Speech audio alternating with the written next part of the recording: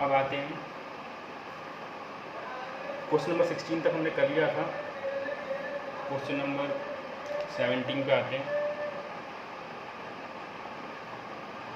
Question number 17 में दिया हमारे पास एक मैट्रिक्स है ए, 3 -2 4 -2 और आइडेंटिटी मैट्रिक्स मेंशन है यहाँ पर। अगर नहीं मेंशन होगा तो याद रखना 2 × 2 ऑर्डर है, तो आप बना सकते हो अपने आप। कह रहा है फाइंड के, और कंडीशन हमारे पास दी हुई है। क्या कंडीशन दी हुई है कि जो ए स्क्वायर है, ए स्क्वायर इज इक्वल टू के ए -2i, ठीक है। तो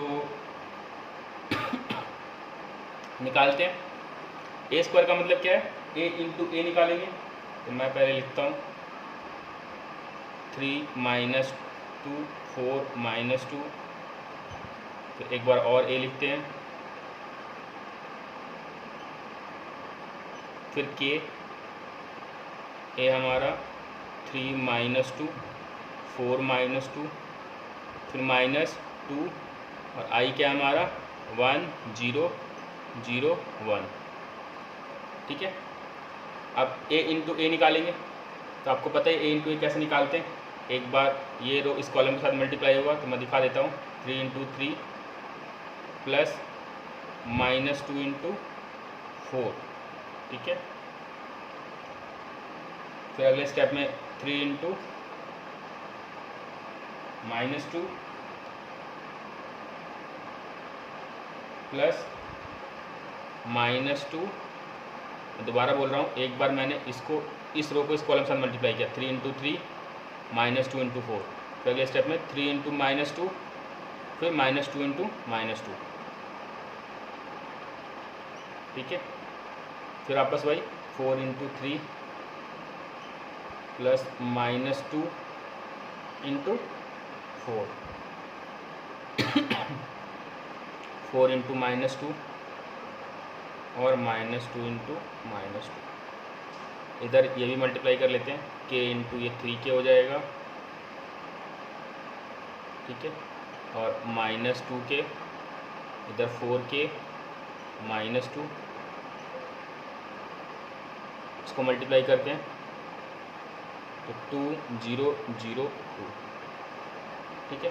इसको सॉल्व करते हैं, क्या आ जाएगा 3 3 9 और 4 2 8। आप इसको सॉल्व करोगे तो ये आ जाएगा 1, ये आ जाएगा -2 4 और -4, ठीक है। अब आते हैं अगले पे। अब देखो दोनों मैट्रिक्स सब्ट्रैक्ट हो सकते हैं क्योंकि दोनों का ऑर्डर सेम है, तो सब्ट्रैक्ट कर देते हैं। इसको ऐसे लिखेंगे कॉरस्पॉन्डिंगली सब्ट्रैक्ट होंगे, तो 3k -2 और -2k -0 ही आएगा, ठीक है। फिर इधर 4k और -2 -2 कितना हो जाएगा -4, ठीक है। तो आप इसमें किसी भी वैल्यू को कंपेयर करके निकाल सकते हो।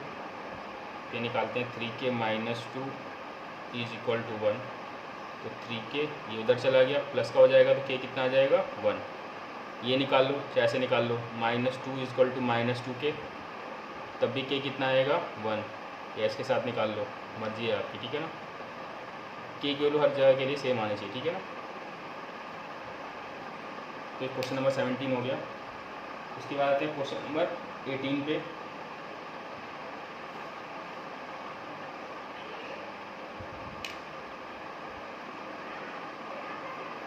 क्वेश्चन नंबर 18 में दिया हुआ है a इज इक्वल टू 0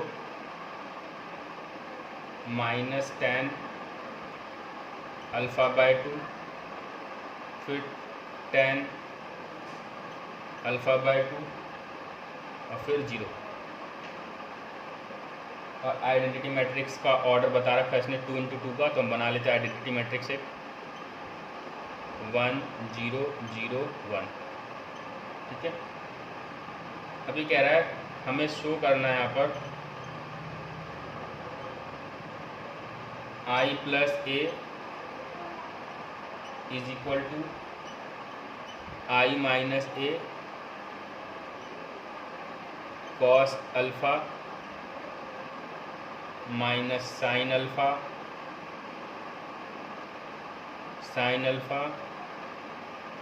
और कॉस अल्फ़ा। ये हमारे पास क्वेश्चन दिया हुआ है, हमें दिखाना है कि ये दोनों वैल्यूज जो हैं इक्वल हैं कि नहीं है। ठीक है, तो पहले हम निकालते हैं आई प्लस ए कितना आ रहा है। जब आई प्लस ए निकालोगे आप, सॉरी एक सेकेंड, जब आई प्लस ए निकालोगे, मैं एक सेकेंड इंक भर लेता हूँ।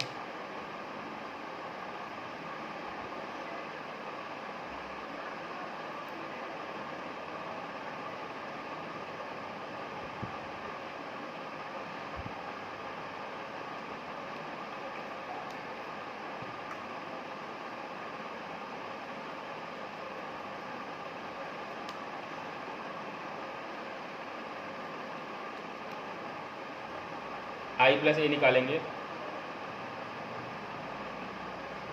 आई हमारा 1 0 0 1 प्लस ए हमारा 0 माइनस 10 अल्फ़ा बाय 2 और 0। जब आई प्लस ए निकालोगे तो ऐड हो जाएगा 1 0 1 ही आएगा, ये आ जाएगा माइनस 10 अल्फ़ा बाय 2,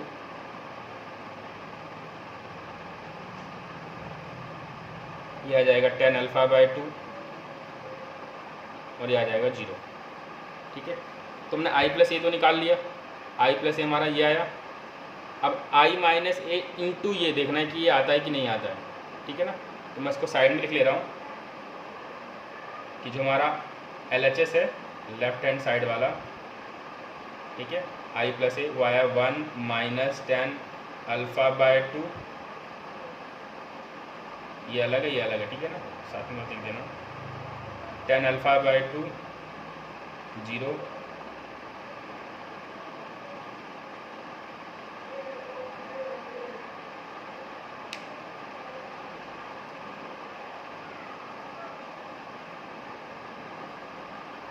तो मिटा देता हूँ। अब हम निकालते हैं जो राइट हैंड साइड वाला, ये आई माइनस ए इंटू ये, तो I minus A into cos alpha sine alpha cos alpha. I minus A मतलब इसको हम इसके साथ माइनस करेंगे, आई हमारा 1 0 0 1 माइनस 0 माइनस 10 अल्फ़ा बाय 2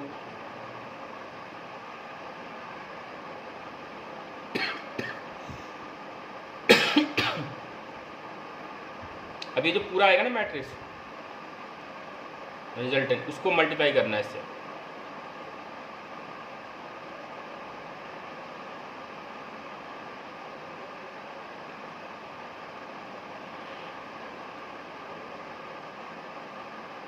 तो जब इन दोनों को मैं सॉल्व करूंगा क्या जाएगा, आई माइनस है, ये आ जाएगा हमारा 1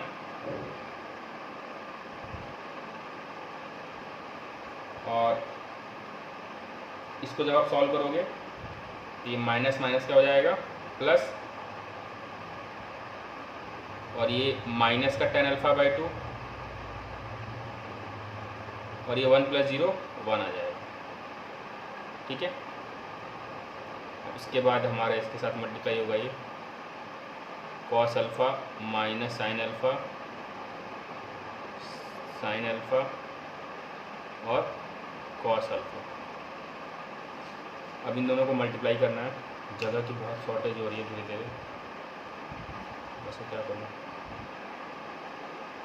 इसमें ऊपर लिख देता हूँ। ठीक है,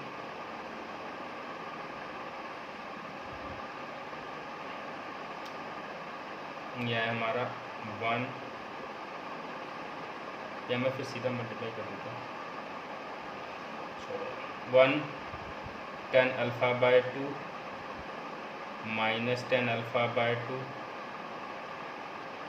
फिर 1, इसको इंटू करना है कॉस अल्फ़ा साइन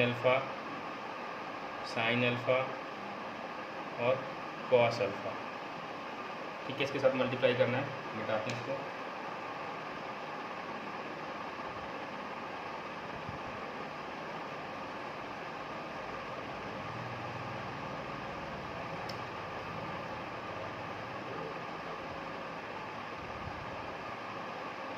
इसको जब मल्टीप्लाई करेंगे क्या आएगा, कॉस अल्फ़ा और tan alpha by two into sine alpha. ठीक है ना, ये इसके साथ मल्टीप्लाई हो जाएगा, प्लस में tan alpha by two into sine alpha. ठीक है, फिर अगला स्टेप, ये इसके साथ जब मल्टीप्लाई होगा तो आ जाएगा माइनस का साइन अल्फ़ा, और इसके साथ मल्टीप्लाई होगा तो plus tan alpha by two into cos alpha. ठीक है, फिर वापस मल्टीप्लाई करते हैं, minus tan alpha by two, अब ये इसके साथ मल्टीप्लाई होगा एक बार कॉस अल्फ़ा, प्लस ये 1 इसके साथ मल्टीप्लाई होगा तो साइन अल्फ़ा ही आ जाएगा। ठीक है, फिर अब इसके साथ मल्टीप्लाई होगा तो आ जाएगा minus minus plus tan alpha by two into sine alpha, और ये 1 इसके साथ मल्टीप्लाई होगा तो कॉस अल्फ़ा। ठीक है, अब इसके बाद हम क्या करेंगे, इसके बाद हम लगाएंगे आइडेंटिटी। ठीक है, कॉस अल्फ़ा है, कॉस अल्फ़ा को हम कॉस अल्फ़ा ही रहने देंगे। ठीक है, और ये जो टेन अल्फ़ा बाई टू है ना, इसको मैं लिख दूंगा साइन अल्फ़ा बाई टू और cos alpha by two divided में। ठीक है, करते हैं, ये क्वेश्चन थोड़ा लंबा जाएगा।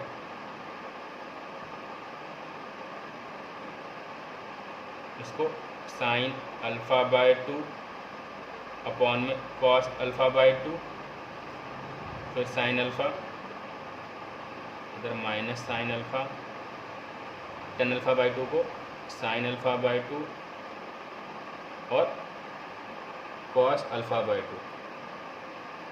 ठीक है, इंटू कॉस अल्फ़ा, फिर same minus tan alpha by two को हम लिख देंगे minus sine alpha by two cos alpha by two. ठीक है, into cos alpha plus sine alpha, फिर टेन अल्फ़ा बाई टू को sine alpha by two cos alpha by two, यहाँ पर भी 2 है। ठीक है, into sine alpha plus cos alpha. अब यहाँ तक हमने आइडेंटिटी लगा दी। अब इसके बाद हम क्या करेंगे, एलसीएम ले लेंगे। ठीक है ना, इसका कॉस अल्फ़ा बाय टू है तो इसके साथ मल्टीप्लाई हो जाएगा एलसीएम लेंगे तो जब। ठीक है ना, ये 1 है, सबके नीचे 1 है, तो ये हो जाएगा cos alpha into cos alpha by two. ठीक है, और फिर ये इसके साथ मल्टीप्लाई, सब में से कॉस अल्फ़ा बाय टू आपको दिख रहा है डिनोमिनेटर में, मुझे अब एक बार और लिखना पड़ेगा उसको।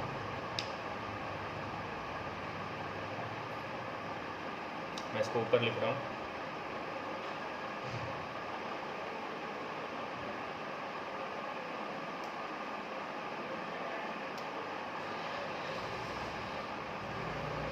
अब देखो इसका एलसीएम क्या आएगा, इसका एलसीएम आएगा कॉस अल्फ़ा बाय टू आएगा ना, और कॉस अल्फ़ा बाय टू इसके साथ इंटू हो जाएगा। मैं साथ ही साथ कर रहा हूँ, जगह थोड़ी शॉर्ट हो जाने का थोड़ा शॉर्टकट मार रहा हूँ मैं।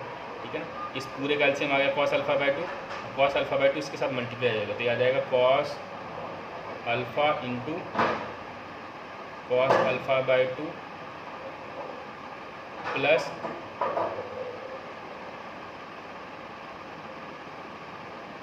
Sine alpha by two into sine alpha, और इस पूरे के नीचे क्या है हमारा कॉस अल्फ़ा बाय 2। ठीक है, सेम ऐसे इस वाले के लिए भी हम सेम वही स्टेप करेंगे। ठीक है, कॉस अल्फ़ा बाय 2 उसके साथ मल्टीप्लाई होगा, सबके नीचे कॉस अल्फ़ा बाय 2 तो मल्टीप्लाई होगा तो minus sine alpha into cos alpha bye 2 plus sine alpha bye 2 into cos alpha. ठीक है, फिर सेम ऐसे इधर भी इसका एलसीएम आ गया कॉस अल्फ़ा बाय 2, अब माइनस साइन अल्फ़ा बाय 2, ठीक है, इंटू कॉस अल्फ़ा,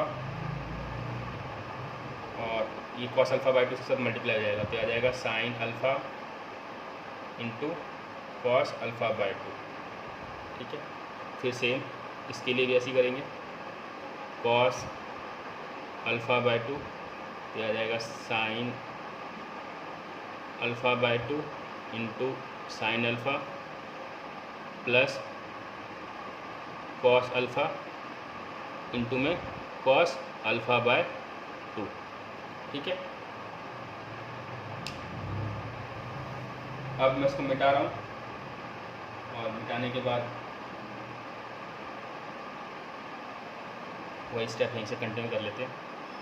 ठीक है, कॉस अल्फ़ा बाय 2। अच्छा एक बात बताओ, ये आपने फॉर्मूला पढ़ा होगा cos A cos B plus sign A sine B.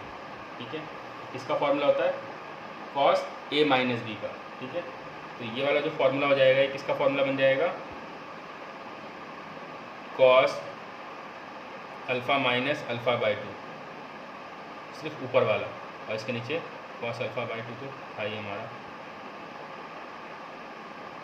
ठीक है, फिर सेम ये किसका फॉर्मूला बनेगा, ये बन जाएगा हमारे से अगर नेगेटिव साइन कॉमन ले लेता हूँ तो sign A cos B, cos A sine B हो जाएगा। ठीक है ना, माइनस साइन ए कॉस बी हो जाएगा, तो ये बन जाएगा साइन ए माइनस बी का। ठीक है ना, तो माइनस साइन बाहर ले लो, माइनस साइन इसलिए कॉमन लिया मैंने कि क्वेश्चन में आपके पास नेगेटिव साइन है प्रूव करने के लिए, इसको नेगेटिव साइन को बाहर रख लेंगे। ठीक है ना, जैसे आप नेगेटिव साइन बाहर रखोगे तो ये प्लस हो जाएगा और ये माइनस हो जाएगा, और sign A cos B minus sign A sign A cos B minus cos A sine B, उसका फॉर्मूला क्या होता है साइन ए माइनस बी। ठीक है, तो यह आ जाएगा साइन, आपको फॉर्मूले अच्छे से याद होने चाहिए, अल्फ़ा बाय 2। ठीक है, और इसके नीचे है कॉस अल्फ़ा बाय 2। ठीक है, फिर से यहाँ पर कॉमन लेने की जरूरत नहीं क्योंकि आपको नेगेटिव साइन था नहीं प्रूव करने के लिए। ठीक है ना, तो sign A cos B minus cos A sine B, तो ये फॉर्मूला आ जाएगा हमारा साइन, या मैं इसमें एक स्टेप और बढ़ा देता हूँ, पहले इसको अरेंज कर देता हूँ, अरेंज करके लिख देता हूँ, उसके बाद फॉर्मूला अप्लाई करता हूँ, तो आपको कन्फ्यूजन हो जाएगी। लिख देता हूँ, एक स्टेप और बढ़ा देता हूँ, cos alpha bye 2 plus sine alpha bye 2 into sine alpha, जगह पे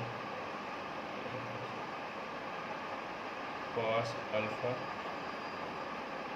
alpha bye 2 plus sine alpha bye 2 into sine alpha.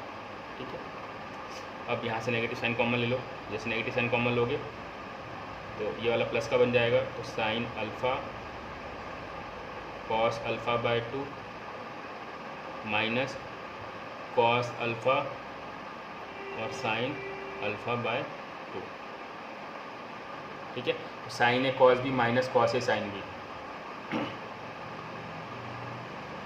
इसको वेरिएंट करके तो सबके नीचे अल्फ़ा बाय 2 है। ठीक है ना, मैं ऐसा करता हूँ अल्फ़ा बाय 2 को थोड़ी देर के लिए सब में से कॉमन है ना तो बाहर निकाल लेता हूँ, आसानी हो जाएगी, बार बार लिखना नहीं पड़ेगा।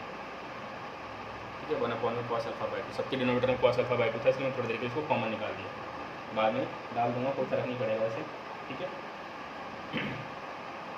तो अब आते हैं अगले स्टेप पर, सेम वही उसको थोड़ा सा अरेंज करके देते हैं, तो ये आ जाएगा sign alpha cos alpha bye 2 और ये माइनस का कॉस अल्फ़ा और साइन अल्फ़ा बाई 2। ठीक है, फिर से ये तो ऑलरेडी अरेंज है, इसको अरेंज करने की क्या जरूरत है, इसको ऐसे लिख देना, बस sine alpha by 2 plus cos alpha और कॉस अल्फ़ा बाई 2। अब मैं फॉर्मूला लगा सकता हूँ आराम से, इजी रहेगा। ये बन जाएगा हमारा cos alpha minus alpha by 2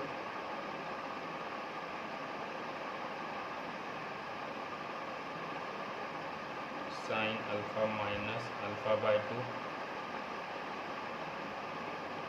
sine alpha minus alpha by 2। ठीक है,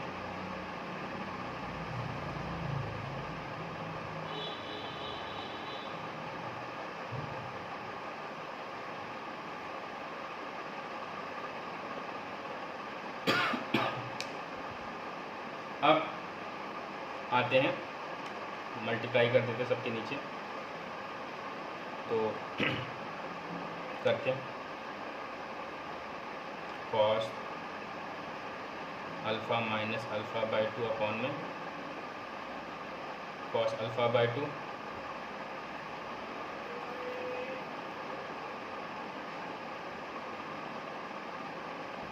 इसको सॉल्व कर लेते थोड़ा सा। अब देखो ये एक है, एक में से जब आधा जाता है तो क्या बचता है, हाफ ही बचता है ना, तो ये अल्फ़ा है और अल्फ़ा बाई 2 है ये, तो अल्फ़ा में से अल्फ़ा बाई 2 जाएगा तो क्या बचेगा, cos alpha by 2।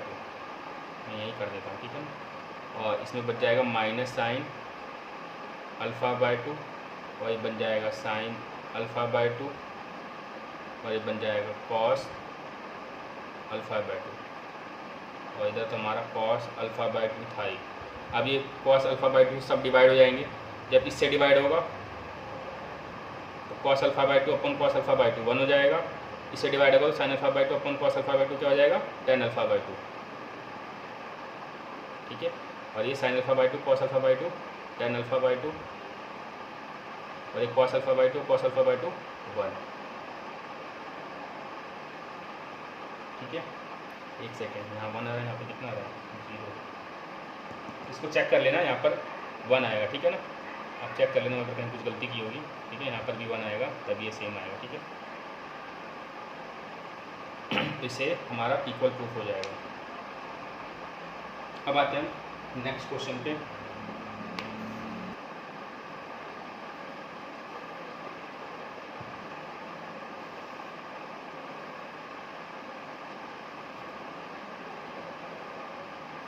Question number 19 और 20 जो आपके सिलेबस से कट चुका है। ठीक है, अगर नहीं कटा हुआ तो उसमें कर लेंगे, वो स्टेटमेंट वाले क्वेश्चन हुए, प्रॉफिट लॉस वाले। ठीक है, अब आते हैं क्वेश्चन नंबर 21 पे सीधा। ठीक है, इसने बोला यहाँ पर हमारे पास x का ऑर्डर दिया है, एक मैट्रिक्स है x। ठीक है, इसका ऑर्डर दिया है 2 इंटू n, एक मैट्रिक्स है y जिसका ऑर्डर है 3 इंटू k, एक मैट्रिक्स है z जिसका ऑर्डर है 2 इंटू p, एक मैट्रिक्स है w जिसका n इंटू 3 है और एक मैट्रिक्स हमारा p जिसका ऑर्डर है हमारे पास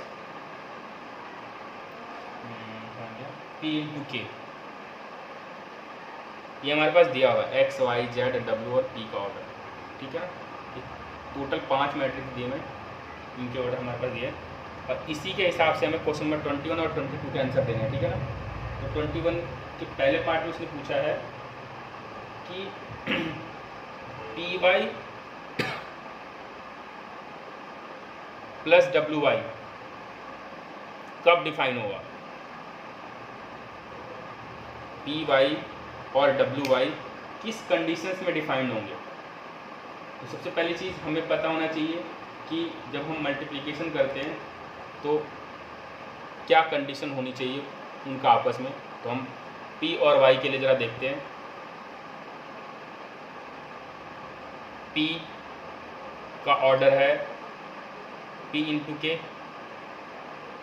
और Y का ऑर्डर है 3 इंटू K। ठीक है, तो हमने पढ़ा था कि इनका मल्टीप्लिकेशन तभी एग्जिस्ट करता है जब पहले मैट्रिक्स का कॉलम दूसरे मैट्रिक्स के रो के इक्वल है, यानी K की वैल्यू क्या आएगी 3, तभी हमारा Py डिफाइंड होगा। क्लियर। अब Py के बाद आते हैं Wy। Wy के लिए W का ऑर्डर लिखते हैं n इंटू 3 और y हमारे पास 3 इंटू K।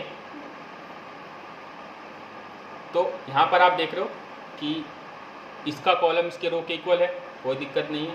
ठीक है, तो जो इसका रिजल्टेंट आएगा, अच्छा यहाँ पर जो Py का ऑर्डर आएगा,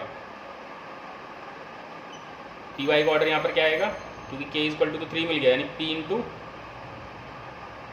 K। ठीक है, इस रिजल्टेंट मैट्रिक्स का ऑर्डर, और यहाँ पर तो कंडीशंस ऑलरेडी इक्वल है, मतलब इसका कॉलम इसके रो के इक्वल है, तो इसमें इसका Wy का ऑर्डर क्या आएगा n इंटू K। क्लियर। अब इन दोनों मैट्रिक्स को हमें क्या करना है, ऐड करना है, Py और Wy को। और हमने पढ़ा था क्या कि दो मैट्रिक्स ऐड तभी होते हैं जब उन दोनों का ऑर्डर सेम होता है, यानी ये ऑर्डर और ये ऑर्डर क्या होगा, इक्वल होगा, यानी P इंटू के इज इक्वल टू होगा n इंटू के, तभी ये मैट्रिक्स क्या होंगे, आपस में इक्वल होंगे, यानी k इक्वल टू के कट गया, P की वैल्यू किसके बराबर होनी चाहिए, n की। ठीक है ना, अगर P इक्वल टू n होगा तभी हमारा ये एग्जिस्टेंस होगा और डिफाइन होगा। ठीक है ना, और इसके लिए ऑप्शन दे रखा है ऑप्शन ए, जो कि हमारा बिल्कुल आंसर से मैच करता है। ठीक है, अब इसके बाद आते हैं इसका 21 का हो गया। अब पूछा इसने 22 नंबर क्वेश्चन। 22 नंबर क्वेश्चन बोल रहा है कि अगर if n equal to p है तो हमें ऑर्डर बताना है 7x माइनस 5z का, कि क्या ऑर्डर होगा। ठीक है, अब सिंपल सी बात है, x जो है हमारा, देखो कोई भी मैट्रिक्स जब भी सब्सट्रैक्ट होता है, क्योंकि ये x है और x के साथ अगर 7 मल्टीप्लाई होगा तो ऑर्डर में कोई चेंज नहीं आता। ठीक है ना, अगर हम किसी कांस्टेंट नंबर से, सपोज अगर आपके पास मैट्रिक्स है a 2 3 4 5 या 5 6 जो भी है, अगर इसमें 3a लिखता हूँ तो इसका मतलब ये 3 से मल्टीप्लाई होगा, तो 3 2 जा 6, 3 4 जा 12, 3 5 जा 15, 3 6 जा 18। तो इसके ऑर्डर में कोई चेंज नहीं आता। जब भी हम किसी कांस्टेंट नंबर को मल्टीप्लाई करते हैं किसी मैट्रिक्स में, तो उसके ऑर्डर में कोई चेंजेस नहीं आता। ठीक है ना, तो जो x का ऑर्डर होगा वही 7x का भी ऑर्डर होगा। ठीक है, तो x के लिए ऑर्डर क्या हो गया हमारा, 7x के लिए कह सकते हो वही होगा 2 इंटू n, और 5z के लिए 2 इंटू पी। अब इसने कहा है कि अगर n इक्वल टू पी होगा, अगर मैं 7x और 2, n की जगह मैं क्या लिख देता हूँ p। ठीक है, तो इसी कंडीशन में एग्जिस्ट करेगा ना। देखो अब दोनों ऑर्डर क्या हो गया, सेम हो गया। उसने पूछा था कि अगर n इक्वल टू पी होगा तभी ये एग्जिस्ट करेगा, तो हमने चेक भी कर लिया। हमने पहले 7x का ऑर्डर लिखा और 5z का ऑर्डर लिखा, और इसने क्या बोला था n इक्वल टू पी। तो जब मैंने n equal to P, n की जगह जब p डाला तो मैंने देखा दोनों का ऑर्डर सेम हो गया, तो अब ये सब्सट्रैक्ट हो सकते हैं। ठीक है, इसका मतलब, और इसका जो पूछा है इसमें, जो रिजल्टेंट ऑर्डर है, रिजल्टेंट ऑर्डर मतलब अब इनको जब आप मल्टीप्लाई करोगे, ठीक है, तो उसका कुछ ना कुछ तो रिजल्टेंट आएगा। ठीक है, और उसका रिजल्टेंट क्या होगा देखा जाए तो उसका रिजल्टेंट हमारा हो सकता है, मतलब इन दोनों का आपस में जो रिजल्ट आएगा उसका ऑर्डर हो सकता है या तो 2 इंटू पी या तो 2 इंटू एन। ठीक है, तो हमारे पास ऑप्शन के अंदर देखा जाए तो 2 इंटू पी कहीं पे भी नहीं है। ठीक है, 2 इंटू एन है, तो इसका ऑप्शन है डी। ठीक है, इसी के साथ हमारा ये एक्सरसाइज ख़त्म हो गया। अब आते हैं नेक्स्ट एक्सरसाइज पे। इससे पहले हम जरा कुछ प्रॉपर्टीज़ है उनको जान लेते हैं। अब आते हैं हम ट्रांसपोज पे। ठीक है, पहली property transpose of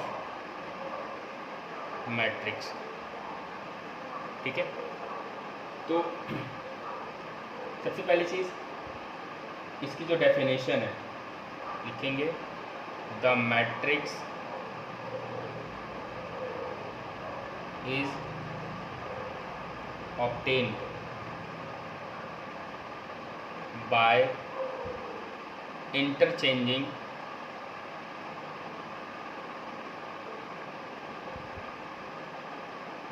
the row and column.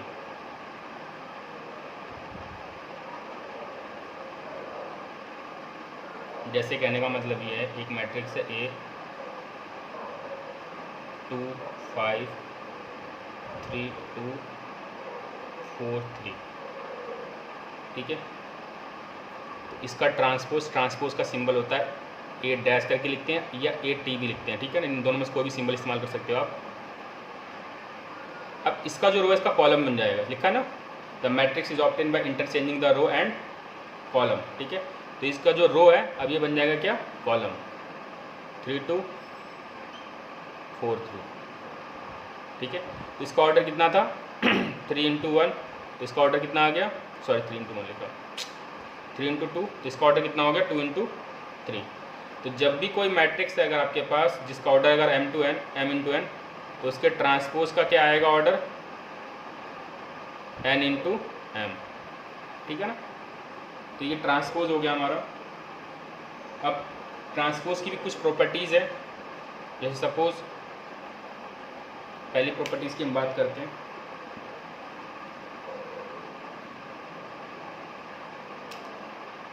A transpose का ट्रांसपोज ए के इक्वल होगा। जैसे ये दिया है हमारे पास 5 6 7 3 2 1, ए ट्रांसपोज आ जाएगा। अब ये रो है हमारा 5 6 7, तो एक कॉलम में कन्वर्ट हो जाएगा। ठीक है, इसका ऑर्डर है देखा जाए तो 2 इंटू 3, इसका ऑर्डर कितना है 3 इंटू 2। अब इसका भी ट्रांसपोज निकालते हैं अगर हम, ए ट्रांसपोज का ट्रांसपोज, तो वापस वही इसका जो रो है वो कॉलम में कन्वर्ट हो जाएगा। तो आप देख रहे हो ए ट्रांसपोज का ट्रांसपोज किसके बराबर आ गया, ए के। ठीक है, इसके बाद दूसरी प्रॉपर्टी, अगर कोई कांस्टेंट नंबर है के ए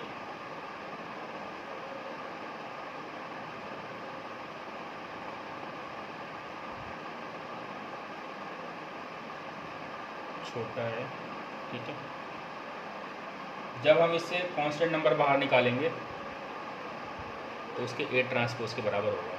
ठीक है, इसका मतलब मैं समझा देता हूँ। जैसे सपोज आपके पास कोई ऐसे मैट्रिक्स दिया हुआ है 2 4 6 8। ठीक है, और इसमें से मैं कांस्टेंट नंबर निकालता हूँ कोई बाहर, तो जैसे मैं इसमें से कांस्टेंट नंबर बाहर निकालता हूँ 2 कॉमा ले लेता हूँ उसमें से। ठीक है, तो आ जाएगा 1 2 3 4। ठीक है, ये पहले इसका ट्रांसपोज निकाल लेता हूँ। ठीक है ना, अब देखो ये बेसिकली जो मैट्रिक्स है ना हमारा, मैं दूसरा एग्जाम्पल लेता हूँ, ए इज इक्वल टू 2 2 नहीं 1 2 3 4, ठीक है। और इसको मैं किसी कांस्टेंट नंबर से मल्टीप्लाई कर दे रहा हूँ।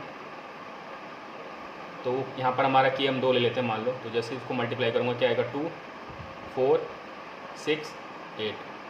अब इसका ट्रांसपोज निकालता हूँ, ठीक है, इस पूरे का ट्रांसपोज। तो इस पूरे का ट्रांसपोज क्या आएगा 2 4, ठीक है, और 6 8 आ गया। अब ये किसके बराबर होगा k इंटू ए का ट्रांसपोज। तो पहले मैं ए का ट्रांसपोज निकालूंगा। ए का ट्रांसपोज क्या होगा 1 3 2 4, और k कितना था हमारे यहाँ पर 2 था। जैसे मैं 2 से इसको मल्टीप्लाई करता हूँ ए ट्रांसपोज को, तो आप देखोगे 2 6 4 8, ठीक है। तो ये और ये ऑलरेडी इक्वल आ गया, ठीक है ना। तो किसी भी ट्रांसपोज वाले मैट्रिक्स से आप कॉमन नंबर निकाल सकते हो, उससे कोई फर्क नहीं पड़ेगा, ठीक है।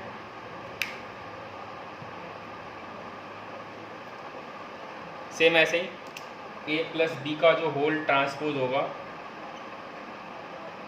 वो A transpose plus B transpose के इक्वल होगा। आप इसको प्रूव करके देख लेना, इजी है, कोई दिक्कत नहीं है।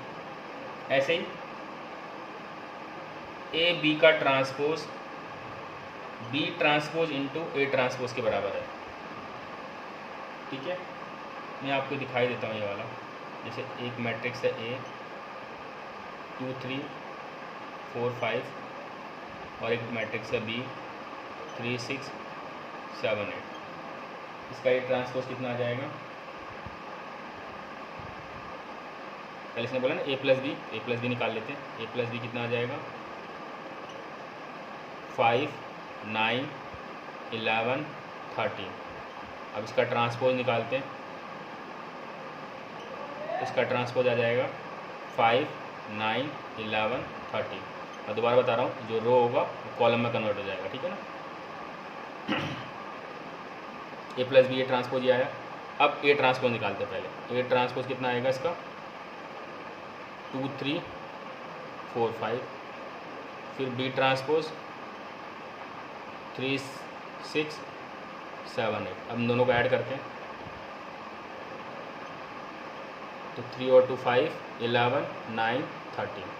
तो ये प्रॉपर्टी हमारी प्रूफ हो गई, ठीक है। ए प्लस बी का जो ट्रांसपोज होता है वो A transpose plus B transpose के बराबर होता है।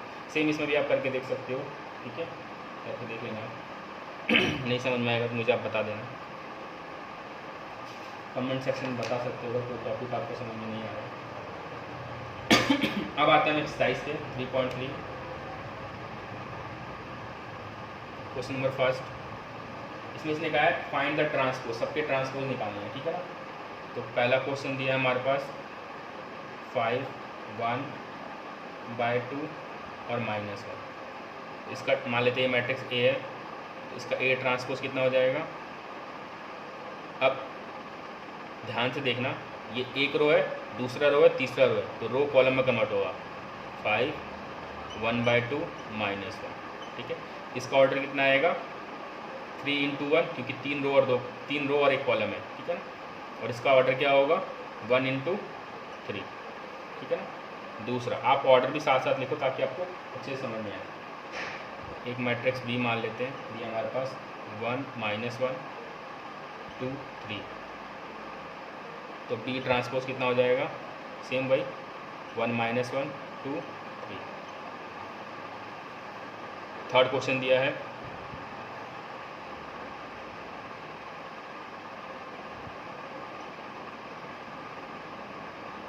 -1 5 6 √3 5 6 2 3 -1। अब सी ट्रांसपोज निकालते हैं, सेम वही, इसका रो कॉलम में कन्वर्ट हो जाएगा। -1 5 6 √3 5 6, ठीक है। ये हो गया हमारा क्वेश्चन नंबर फर्स्ट। अब आते हैं क्वेश्चन नंबर सेकंड पे।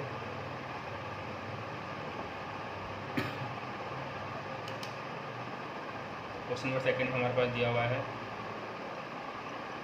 ए दिया है -1 2 3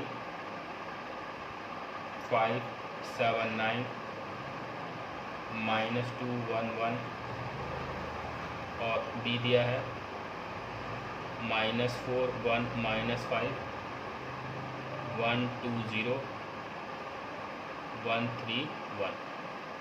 और उसने कहा है फर्स्ट दिखाना हमें कि A प्लस बी का होल ट्रांसपोज बराबर है A transpose plus B transpose के।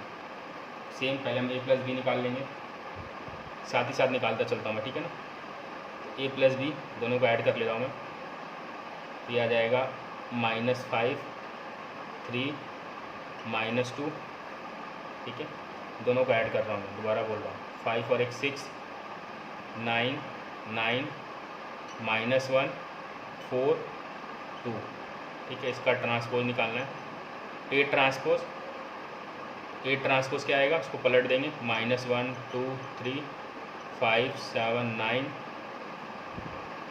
फिर -2 1 1 प्लस B ट्रांसपोज -4 1 -5, फिर 1 2 0 -5 0, ठीक है, 1 3 1। इसका ट्रांसपोज क्या आ जाएगा, -5 3 -2, और यह आ जाएगा 6 9 9 -1 4 2। इसको ऐड करते हैं, यह आ जाएगा -5 6 -1, इसको ऐड करोगे 3 9 4 -2 9 2, ठीक है। तो ये बराबर आ गया हमारा, ये पहला पार्ट था। ऐसे ही सेम सब्सट्रैक्शन वाला सेकंड पार्ट है इसका।